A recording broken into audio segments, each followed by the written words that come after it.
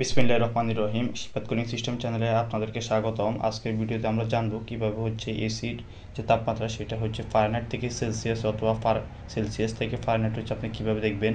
তো এখন এসিতে টেম্পারেচারটি ফারেনহাইট দেখাচ্ছে। আমরা দেখব কিভাবে এটা সেলসিয়াসে আনতে হয়।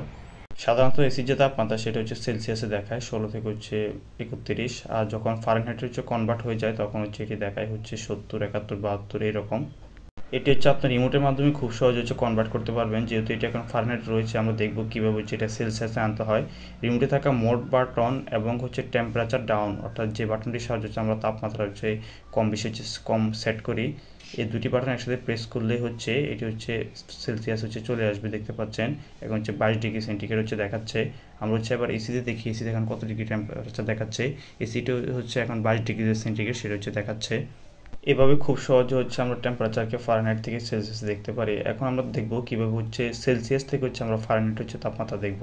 সেলসিয়াস থেকে ফারেনহাইটে যেতে হলে আমাদেরকে পুনরায় মোড এবং টেম্পারেচার ডাউন যে বাটনটি, দুইটি বাটন একসাথে প্রেস করলে টেম্পারেচারটি সেলসিয়াস থেকে ফারেনহাইট কনভার্ট হয়ে যাবে।